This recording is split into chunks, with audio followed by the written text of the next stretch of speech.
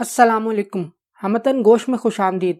अगर आपने अभी तक हमारे चैनल को सब्सक्राइब नहीं किया तो हमारे चैनल को सब्सक्राइब करके घंटी के निशान को दबा दें ताकि आपको तमाम वीडियो अपडेट्स मिलती रहें। गर्दाब एपिसोड 52। मैं तुम्हारी बात का मतलब नहीं समझी। बिल्कुल सीधी सादी तो बात है। मैं तुम्हारी मदद करना चाहती हूँ, इसलिए कह रही हूँ कि तुम इस बेजोड़ शादी के खिलाफ कानूनी मदद हासिल करने के लिए दरख्वास्त दो। दरख्वास्त मैं लिख दूंगी, तुम सिर्फ दस्तखत कर देना। तुम्हारी दरख्वास्त को पहुंचाना मेरी जिम्मेदारी है। फरीदा की हैरत भरे लहजे में कही गई बात का जवाब निहायत रसान से देते हुए उसने एक बार फिर उसे सारी बात समझाई।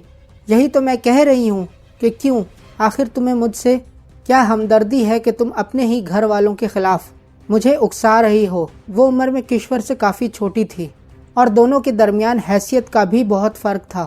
इसके बावजूद वो उसे मुखातिब करने के लिए तुम का सीगा इस्तेमाल कर रही थी। मैं तुम्हें अपने घर वालों के खिलाफ नहीं, जुल्म के खिलाफ उकसा रही हूँ। एक आकिल व बालिग लड़की का किसी जहनी तौर पर पसमानदा शख्स से निकाह उसके खिलाफ नाइंसाफ़ी है। मैं चाहती हूँ कि इस जुल्म और नाइंसाफ़ी के खिलाफ आवाज़ उठाने में मैं तुम्हारा साथ दूँ, मगर तुम ये सब कुछ करोगी कैसे? तुम भी तो मेरी तरह बगैर इजाज़त इस हवेली से बाहर नहीं जा सकती। चलो मान लिया कि तुम्हारी कोई मुलाजमा मेरी दरख्वास्त को किसी सरकारी दफ्तर तक पहुंचा देगी, लेकिन दरख्वास्त पर गौर कौन करेगा? सारे अफसर और कानून वाले वड्डे चौधरी की मुट्ठी में हैं। किसी की हिम्मत ही नहीं होगी कि वो उन्हें कुछ कह सके। फरीदा मायूसी से बोली, इस बात की तुम फिक्र न करो। जो कुछ कर सकते हैं उन्होंने ही मुझे तुम्हारे पास ये पैगाम पहुंचाने के लिए कहा है। किश्वर मुस्कुराई। कौन है वो? इस बात को रहने दो।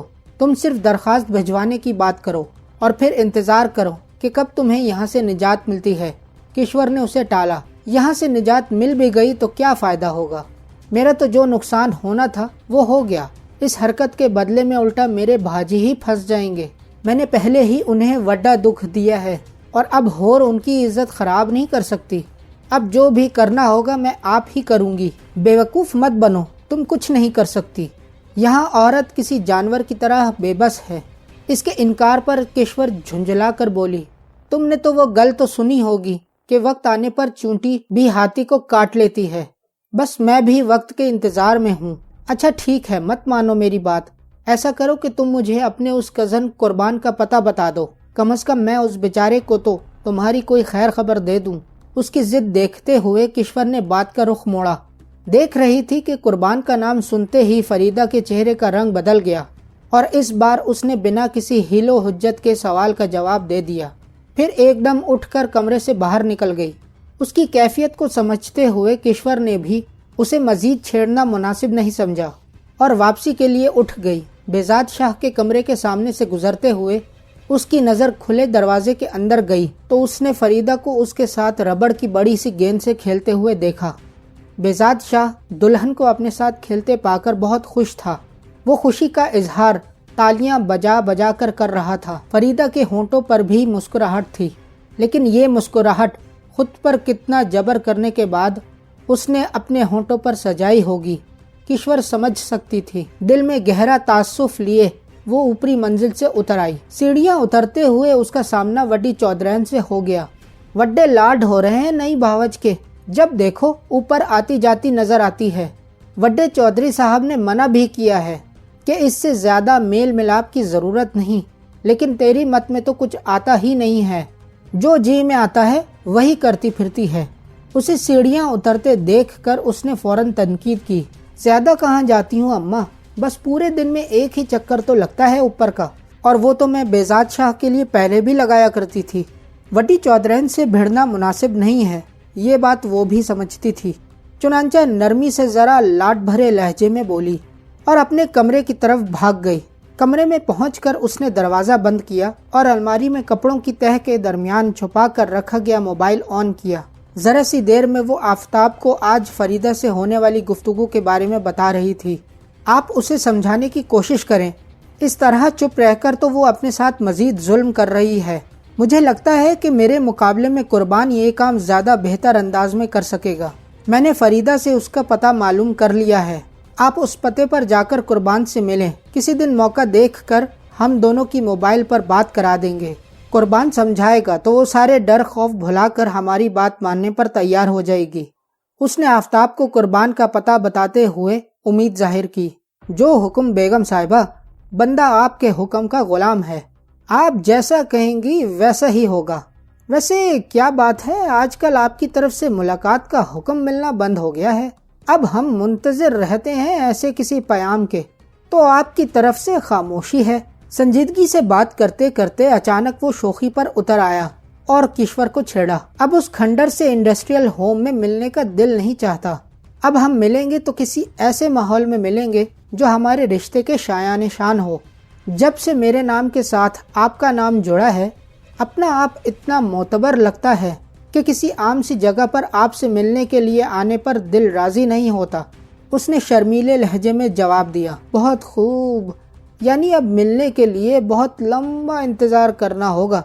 آفتاب نے ایک مصنوعی آہ بھری، کوئی حرج نہیں، ویسے بھی سیانے کہتے ہیں کہ صبر کا پھل میٹھا ہوتا ہے۔ اپنے لیے اس کی بیقراری محسوس کرتے ہوئے اس کے دل میں فخر کا احساس جاگا اور وہ کھلکھلا کر شوخی سے بولی۔ جواباً آفتاب اسے کچھ کہتا، اس سے قبل ہی کمرے کے دروازے پر دستک ابھری۔ کشور نے جلدی سے لائن کاٹ کر موبائل دراز میں ڈالا اور دروازہ کھول دیا۔ سامنے نچھی کھڑی تھی۔ کیا بات ہے؟ نچھی کی پھیلی ہوئی بانجھوں پر اندر ہی اندر جزبز ہوتے ہوئے اس نے تلخی سے پوچھا، آپ کے کمرے کی صفائی کرنے کے لیے آئی تھی باجی؟ اس کے لہجے میں سختی کو خاطر میں لائے بغیر اس نے ہنوز پھیلی ہوئی بانجھوں کے ساتھ کہا، کوئی ضرورت نہیں ہے، تجھے معلوم تو ہے کہ میرے سارے کام رانی کرتی ہے، پھر کس لیے منہ اٹھائے چلی آئی ہے؟ اس نے کچھ اور سختی سے اسے جھڑکا۔ جیسی تمہاری مرضی بی بی، میں تو وڈی چودرین کے کہنے پر آئی تھی، وہ عجیب سے لہجے میں کہتی بل کھاتی آگے بڑھ گئی۔ کشور دروازے میں کھڑی پرسوچ انداز میں اسے جاتے ہوئے دیکھتی رہی۔ کبھی کبھی اسے لگتا تھا کہ بڑی چودرین اس کے ساتھ چوہے بلی کا کھیل کھیل رہی ہیں۔ وہ کھل کر تو کبھی کچھ کہتی نہیں ہیں، لیکن بہانے بہانے سے جتاتی ضرور تھیں کہ وہ اس کی نگرانی کی طرف سے غافل نہیں ہیں۔ دل ہی دل میں خود کو مزید محتاط رہنے کی تلقین کرتے ہوئے کشور نچھی کے نظروں سے غائب ہونے پر پلٹ کر اپنے بیڈ پر واپس آ کر لیٹ گئی اور سرہانے رکھی ایک کتاب اٹھا کر پڑھنے لگی۔ لیکن یہ پریشانی ایسی نہ تھی کہ کتاب سے خود کو بہلا کر نظر انداز کی جا سکتی۔ کہانی تو چلتی ہی رہے گی، لیکن یہ بتائیے کہ کیا آپ نے ہمارے چینل کو سبسکرائب کر لیا ہے؟ اگر آپ نے ہمارے چینل کو ابھی تک سبسکرائب نہیں کیا تو ہمارے چینل کو سبسکرائب کر کے گھنٹی کے نشان کو دبا دیں تاکہ آپ کو تمام ویڈیو اپڈیٹس ملتی رہے۔ تو چلیے چلتے ہیں کہانی کی طرف۔ ڈاکٹر ماریا کے متعلق آپ کی مطلوبہ معلومات حاصل ہو گئی ہیں سر۔ آپ نے جو ایڈریس نوٹ کروایا تھا وہ لاہور کے اسی گھر میں رہتی تھی۔ محلے والوں کے مطابق وہ اور ان کی والدہ تقریباً 3 سال سے اس گھر میں رہ رہی تھیں۔ محلے والوں سے ان کا زیادہ ملنا جلنا نہیں، البتہ ماریا کی ماں آتے جاتے آس پڑوس والوں سے بات کر لیا کرتی تھی۔ مجموعی طور پر محلے والوں کے مطابق دونوں ماں بیٹی شریف اور بے ضرر خواتین ہیں۔ ڈاکٹر ماریا کے پیر آباد آنے کے بارے میں اس کی ماں نے 1-2 محلے والوں کو بتایا تھا اور یہ ارادہ ظاہر کیا تھا کہ چند دن بعد وہ خود بھی بیٹی کے پاس چلی جائے گی۔ جب ماریا کی ماں نظر نہیں آئی تو ان لوگوں نے یہی خیال کیا کہ وہ پیر آباد چلی گئی ہے۔ جن لوگوں کے ذمے میں نے معلومات حاصل کرنے کا کام لگایا تھا انہوں نے ڈاکٹر ماریا کے گھر کا جائزہ لیا ہے۔ گھر کا کافی سامان بندھا پڑا ہے جن سے اندازہ لگایا گیا ہے کہ مکین کہیں جانے کی تیاری کر رہے تھے۔ ڈاکٹر ماریا جس ہسپتال میں جاب کرتی تھی وہاں سے بھی یہی اطلاع ملی ہے کہ وہ بہت ایمرجنسی میں جاب چھوڑ کر گئی تھی، یہاں تک کہ انہوں نے ہسپتال سے اپنے واجبات بھی وصول نہیں کیے تھے۔ عبد المنان نے جو رپورٹ پیش کی وہ ڈاکٹر ماریا کی اپنے بارے میں مہیا کی گئی معلومات کی تصدیق کر رہی تھی۔ اس نے گہرا سانس لیتے ہوئے کرسی سے پشت لگائی اور بولا، تھینک یو عبد المنان، مجھے یقین تھا کہ تم یہ کام بہت ذمہ داری سے انجام دو گے، اسی لیے میں نے یہ کام تمہارے سپرد کیا تھا۔ مجھے آپ کے اس اعتماد پر خوشی ہے سر، اللہ نے چاہا تو آئندہ بھی میں آپ کے اعتماد پر پورا اتروں گا، اس نے مؤدبانہ انداز میں جواب دیا۔ پھر ذرا توقف کے بعد بولا، کیا بات ہے سر، آپ مجھے کچھ پریشان لگ رہے ہیں، کیا آپ کو ڈاکٹر ماریا پر کسی قسم کا کوئی شک ہے؟ نہیں، اصل میں نے ان کی والدہ کے بارے میں معلومات حاصل کرنا چاہا تھا۔ ڈاکٹر ماریا کے مطابق انہیں کسی نے حبس بے میں رکھا ہوا ہے اور اس بنیاد پر انہیں بلیک میل کر رہا ہے۔ میں چاہتا تھا کہ ان کی کسی طرح کی مدد کرنے سے پہلے تصدیق کروا لوں۔ جب ہی کوئی اسٹیپ لوں گا۔ تصویروں والا معاملہ اتنا نازک تھا کہ وہ فی الحال اسے عبد المنان سے بھی شیئر کرنے کی ہمت نہیں کر سکتا تھا، اس لیے صرف اتنی سی بات بتا کر ہی اسے مطمئن کرنے کی کوشش کی۔ اوہ آئی سی، عبد المنان نے ہونٹ سکیڑے اور پھر پوچھنے لگا، کیا ڈاکٹر ماریا نے کسی پر شک ظاہر کیا ہے؟ بہت صاف لفظوں میں تو نہیں، لیکن مجھے ان کی باتوں سے لگا تھا کہ چودھری افتخار کی طرف سے ان کو پریشان کیا جا رہا ہے۔ اس نے ایک بار پھر گریز کی راہ اپناتے ہوئے مختصر جواب دیا۔ پھر آپ نے کیا سوچا ہے سر؟ اس سلسلے میں ہمارا کیا لاہے عمل ہونا چاہیے؟ عبد المنان فوراً مستعد نظر آنے لگا۔ فی الحال ہم خاموش رہیں گے۔ اگر ڈاکٹر ماریا کی والدہ خود ہی 2-3 دنوں میں واپس آ جاتی ہیں تو ٹھیک ہے، ورنہ پھر کوئی کارروائی کریں گے۔ اس کا یہ جواب اس کی فطرت کے خلاف تھا، جسے عبد المنان نے محسوس تو کیا، لیکن مزید کوئی سوال کیے بغیر اس سے اجازت لے کر باہر چلا گیا۔ اس کے جانے کے کافی دیر بعد تک بھی شہریار سوچ میں ڈوبا بیٹھا رہا۔ تصویروں والا یہ معاملہ کتنا بڑا اسکینڈل بن سکتا تھا وہ جانتا تھا۔ اس کے اس اسکینڈل کے سامنے آنے پر اس کے خاندان کی ساکھ داؤ پر لگ جاتی، مگر مسئلہ یہ تھا کہ اسے صرف تصویریں بھیجی گئی تھیں۔ بھیجنے والے نے نہ تو اپنا تعارف کرایا تھا اور نہ ہی کوئی ڈیمانڈ سامنے رکھی تھی۔ ان حالات میں وہ براہ راست چودھری افتخار سے کوئی بات کرنے کی پوزیشن میں نہ تھا۔ وہ صاف مکر جاتا کہ یہ کام میرا نہیں۔ وہ بہزاد شاہ کے ولیمے پر اپنے ساتھ ہونے والے واقعے کا حوالہ بھی دیتا تو بیکار ہوتا۔ جو تصویریں اسے بھیجی گئی تھیں ان میں نہ تو ڈاکٹر ماریا کا چہرہ نظر آ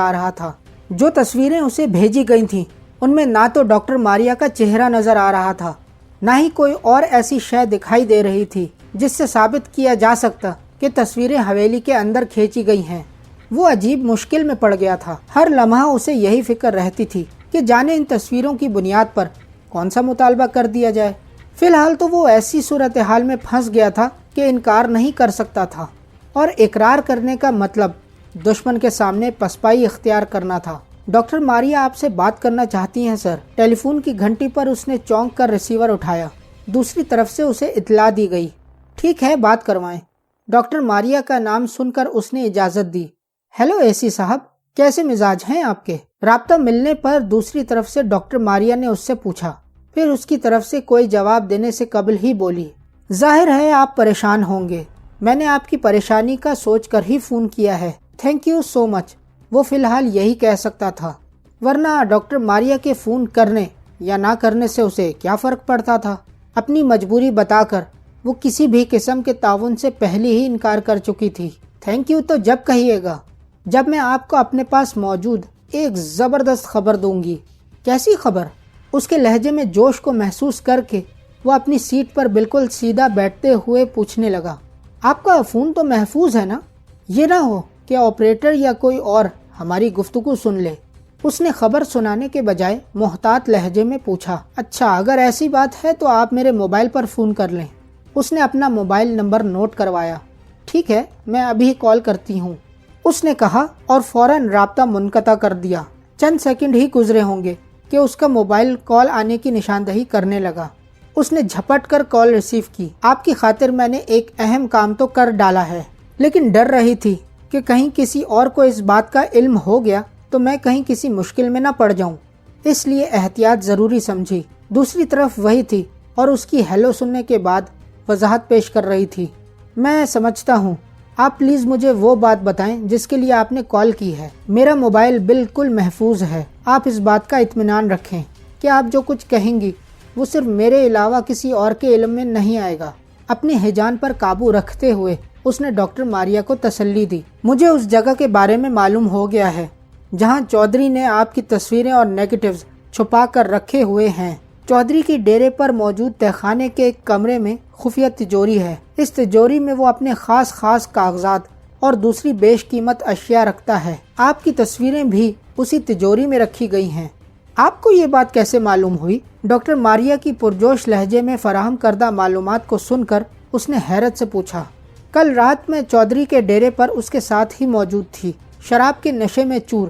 جب وہ میرے ساتھ منمانیاں کر رہا تھا، میں نے موقع دیکھ کر اس کے ساتھ یہ موضوع چھیڑ دیا۔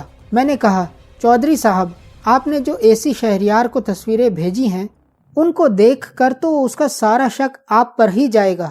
وہ با اختیار آدمی ہے، کچھ معلوم نہیں کہ وہ آپ کی حویلی وغیرہ کی تلاشی لینے پر اتر آئے۔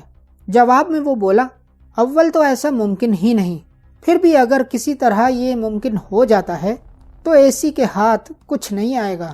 میں نے وہ تصویریں بڑی حفاظت سے اپنی خفیہ تجوری میں رکھی ہیں، جس تک پہنچنا اس کے لیے ممکن نہیں۔ بس پھر کیا تھا، میں نے انہیں اس طرح اپنی باتوں میں الجھایا کہ اس نے خود ہی اپنی خفیہ تجوری کے بارے میں ساری معلومات اگل دی۔ مگر خبیث ہے بڑا چالاک، آپ کے بارے میں تو زبان کھول دی، لیکن میری ماں کے بارے میں اس نے کچھ نہیں بتایا۔ اب پھر سے کوشش کروں گی کہ اگلی بار اس کی زبان ضرور کھلوا لوں۔ ماریا نے اسے بتایا، اس کا مطلب ہے کہ آپ کا مستقل چودھری کی خلوت میں آنا جانا ہے۔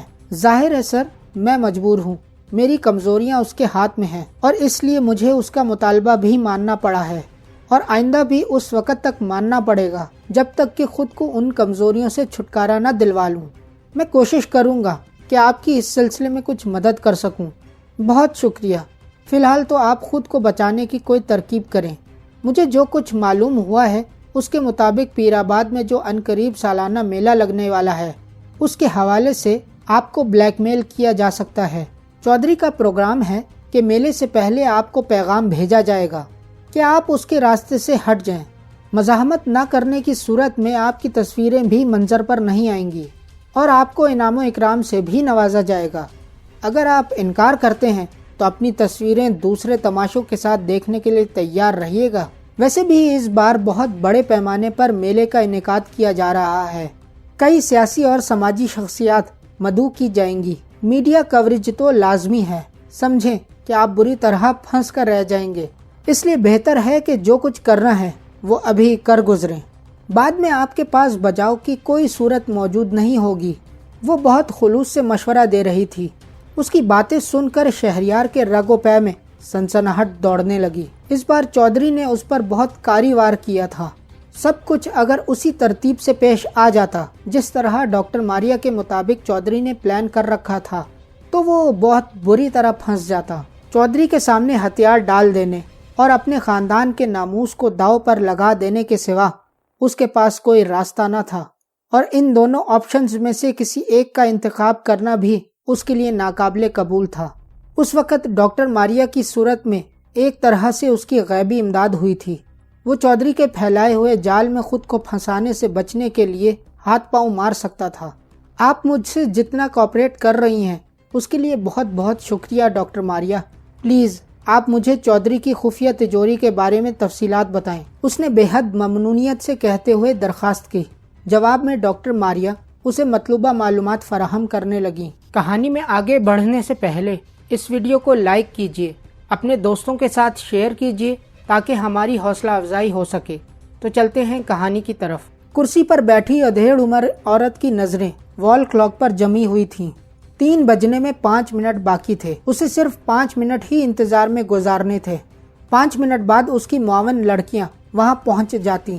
ندا اور ہنا نامی وہ لڑکیاں وقت کی بہت پابند تھیں۔ انہیں اس شادی دفتر میں اس کی زیر نگرانی کام کرتے ہوئے زیادہ عرصہ نہیں گزرا تھا، لیکن بہرحال وہ یہ بات جان چکی تھی کہ یہ دونوں لڑکیاں وقت کی پابندی کے حوالے سے بہت ذمہ دار تھیں۔ انہیں ہر روز شام 6 بجے ڈیوٹی پر پہنچنا ہوتا تھا۔ انہوں نے کبھی اس سلسلے میں کوتاہی نہیں کی تھی۔ آج انہیں معمول سے 3 گھنٹے پہلے پہنچنے کا حکم دینے کے باوجود بھی اسے یقین تھا کہ وہ بالکل ٹائم پر پہنچ جائیں گی۔ سب مل کر جن لوگوں کے لیے اور جس ٹاسک پر کام کر رہی تھیں، اس میں ایسی چھوٹی چھوٹی باتوں کو بہت اہمیت دی جاتی تھی۔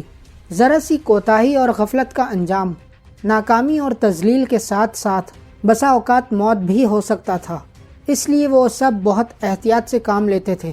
اب بھی انتظار کے 4 منٹ گزرے تو اس نے سیڑھیوں پر کسی کے قدموں کی آواز سنی۔ پھر بیرونی حصے میں، جو کہ بیک وقت انتظار گاہ اور استقبالیہ کے لیے استعمال ہوتا تھا، دونوں لڑکیوں کے چلنے پھرنے اور باتیں کرنے کی آوازیں سنائی دینے لگیں۔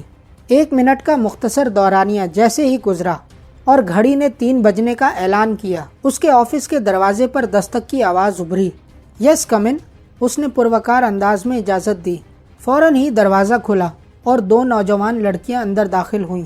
دونوں لڑکیوں نے جدید تراش خراش کے شلوار قمیض زیب تن کر رکھے تھے۔ ان کی شکلیں آپس میں کافی ملتی جلتی تھیں، جس سے ظاہر ہوتا تھا کہ وہ آپس میں بہنیں ہیں۔ ہیو اے سیٹ، اس نے سپاٹ لہجے میں ان دونوں سے کہا۔ وہ دونوں کرسیاں کھسکا کر ان پر بیٹھ گئیں اور بنا سوال کیے منتظر نظروں سے اس کی طرف دیکھنے لگیں۔ اس طرح بے وقت اپنے بلائے جانے پر وہ اندرونی طور پر بے حد الرٹ تھیں۔ انہیں معلوم تھا کہ معمول سے ہٹ کر دفتر بلائے جانے کا مطلب تھا کہ کوئی خاص بات ہے۔ تم دونوں ہماری اچھی ورکر ہو۔ اب تک تم دونوں کو جو بھی کام سونپا گیا تم دونوں نے ہی اسے بہت اچھے طریقے سے انجام دیا، لیکن آج جو ذمہ داری تمہیں سونپی جا رہی ہے وہ نہ صرف مختلف ہے بلکہ بے حد نازک بھی ہے۔ اس کام کو کرنے میں تمہیں بے حد ہوشیاری اور ہوش مندی کا مظاہرہ کرنا ہوگا۔ ناکامی کا نتیجہ صرف ایک ہی صورت میں نکلے گا اور وہ ہے موت۔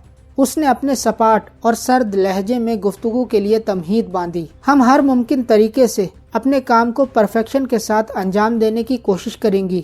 ناکامی کا تو سوال ہی پیدا نہیں ہوتا، لیکن اگر ایسا ہو گیا تو اوپر سے حکم آنے سے پہلے ہی ہم خود اپنے لیے موت کا انتخاب کر لیں گی۔ ہمارا جیون ہمارے دیش کی امانت ہے۔ ہمارے پتا نے بھی فرض کو نبھایا تھا، ہم سے بھی کوئی کوتاہی نہیں ہوگی۔ ندا نامی لڑکی نے جواب دینے کا فریضہ سر انجام دیتے ہوئے یقین دہانی کرائی۔ گڈ، مجھے تم سے یہی امید تھی۔ اس کا لہجہ ذرا سا نرم ہوا۔ پھر وہ ان دونوں کو ان کا کام سمجھانے لگی۔ وہ دونوں پوری توجہ سے اس کی بات سنتی رہیں۔ ان کے چہرے کے تاثرات سے ظاہر تھا کہ کام کی نوعیت سچ مچ بہت حساس ہے۔ اس سے قبل انہوں نے ایسا کوئی کام نہیں کیا تھا۔ بہرحال انہیں اس نئے کام کو کرنے میں بھی کوئی اعتراض نہیں تھا۔ تم لوگ میری بات سمجھ گئی ہو؟ یس میڈم، آپ فکر نہ کریں، سب کچھ آپ کی ہدایت کے مطابق ہوگا، ندا نے جواب دیا۔ اگرچہ دیکھنے میں دونوں بہنوں کے حوالے سے چھوٹی بڑی کا اندازہ لگانا مشکل تھا، لیکن جس طرح وہ ہر سوال کا جواب خود دینے کی ذمہ داری انجام دیتی تھی، اس سے یہ بات واضح ہو جاتی تھی کہ وہ بڑی بہن ہے۔ ٹھیک ہے، پھر تم دونوں روانہ ہو جاؤ، ہمارے پاس زیادہ وقت نہیں ہے۔ 6 بجے تم دونوں نے یہاں اپنی ڈیوٹی پر موجود ہونا ہے۔ اس نے وال کلاک کی طرف دیکھتے ہوئے حکم دیا تو وہ دونوں خاموشی سے اٹھ کر باہر نکل گئیں۔ استقبالیہ پر ان کی مطلوبہ اشیاء موجود تھیں۔ ہینا نے ایک تھیلا کھول کر اس میں سے موجود اشیاء باہر نکالی۔ یہ ایک سیاہ برقع، بڑی سی چادر اور 2 عدد سن گلاسز تھیں۔ برقع اس نے ندا کو تھما دیا اور خود چادر اوڑھنے لگی۔ اس کے چادر اوڑھ کر ایک پلو کو نقاب کے انداز میں چہرے کے سامنے پھیلانے تک ندا نے بھی برقع اوڑھ لیا تھا اور سن گلاسز لگا لی تھیں۔ ان دونوں کو دیکھ کر اب کوئی یہ اندازہ نہیں لگا سکتا تھا کہ یہ وہی لڑکیاں ہیں جو کچھ دیر قبل اس دفتر میں پہنچی تھیں۔ اس تیاری پر مطمئن ہونے کے بعد ان دونوں نے ایک دوسرے کو اوکے کا اشارہ کیا اور ندا نے وہاں رکھا دوسرا بیگ اٹھا لیا۔ کینوس کا یہ بیگ اچھا خاصا بھاری تھا۔ اس کی جگہ کوئی اور لڑکی ہوتی تو اس بیگ کو اٹھانے میں نخرے دکھاتی، لیکن اسے مستقل ورزش اور یوگا کی عادت ہونے کی وجہ سے کوئی دشواری پیش نہ آئی۔ اس کے باہر قدم اٹھاتے ہی ہینا نے بھی اس کی پیروی کرتے ہوئے اپنے قدموں کو حرکت دی۔ اس کے ہاتھ میں ایک چھوٹا سا ہینڈ بیگ تھا۔ انہوں نے اپنے ذاتی پرس ایک دراز میں پہلے ہی ڈال دیے تھے۔ دفتر سے نکل کر وہ آرام سے سیڑھیاں طے کرتی ہوئی نیچے جانے لگی۔ اس 4 منزلہ عمارت میں مختلف نوعیت کے کئی دفاتر تھے۔ سیڑھیاں اترتے وقت اگر انہیں کسی نے دیکھا بھی ہوگا تو زیادہ نوٹس نہیں کیا ہوگا اور یہی سمجھا ہوگا کہ دونوں خواتین کسی شادی دفتر میں اندراج کے لیے آئی تھیں یا پھر کسی عامل پروفیسر کے پاس اپنے کسی رکے ہوئے کام کی تکمیل کے لیے یہاں آئی تھیں۔ اس عمارت میں اس قسم کے دفاتر کی بھرمار کی وجہ سے اس طرح کے حلیے میں مسلسل خواتین کا آنا جانا لگا رہتا تھا اور کوئی بھی ان کے آنے جانے کو نوٹس کرنے کی زحمت نہیں کیا کرتا تھا۔ عمارت سے باہر نکل کر وہ پیدل چلتی ہوئی قریبی بس سٹاپ کی جانب بڑھیں اور سٹاپ پر آنے والی پہلی بس میں سوار ہو گئیں۔ ہینا نے کنڈکٹر کو کرایہ ادا کیا۔ 2 سٹاپ گزرتے ہی وہ دونوں بس سے اتر گئیں۔ یہاں سے وہ پھر ایک بس میں سوار ہوئیں۔ اس بس میں انہوں نے صرف ایک سٹاپ کا فاصلہ طے کیا تھا اور پھر ایک رکشے میں بیٹھ کر اسے ایک معروف مارکیٹ کی طرف چلنے کا حکم دیا۔ وہ اپنے دفتر کے نیچے سے براہ راست کسی رکشے میں بیٹھ کر مارکیٹ تک جا سکتی تھیں، لیکن وہ جو کام سر انجام دینے جا رہی تھیں اس کے لیے احتیاط کا تقاضا یہی تھا کہ کوئی رسک نہ لیا جائے۔ اگر کسی طرح وہ کسی کی نظروں میں آ بھی جاتی تو رکشے والا بعد میں ان کے دفتر کی نشاندہی نہیں کر سکتا تھا۔ مارکیٹ تک کا فاصلہ انہوں نے خاموشی سے گزارا۔ مارکیٹ میں داخل ہوتے ہی انہوں نے دکانوں سے خریداری کی اور بلا کسی حیل و حجت کے دکاندار کو اس کی مطلوبہ قیمت ادا کرتے ہوئے آگے بڑھ گئیں۔ اب ندا کے ہاتھ میں کینوس کے بیگ کے علاوہ 2 شاپنگ بیگ اور بھی نظر آ رہے تھے۔ ہنا نے بھی ایک بڑا سا شاپنگ بیگ لٹکا رکھا تھا۔ انہیں دیکھ کر یہ لگتا تھا کہ وہ کافی دیر سے مارکیٹ میں پھر رہی ہیں اور بہت سی خریداری کرنے کے باوجود ابھی اور بھی خریداری کریں گی۔ دونوں اپنے دائیں بائیں موجود دکانوں کا جائزہ لیتے ہوئے آگے بڑھ رہی تھیں۔ آخر ان دونوں کو ایک ایسی دکان نظر آ گئی جو ان کی مطلوبہ خصوصیات کی حامل تھی۔ یہ ایک کپڑے کی دکان تھی جس میں تخت پر چاندنیاں بچھا کر کپڑوں کے تھان ڈالے گئے تھے۔ دیواروں پر بھی کئی کپڑے ٹنگے ہوئے تھے۔ 2-4 ذرا اچھی کوالٹی کے سوٹ ڈمی پر ٹنگے نظر آ رہے تھے۔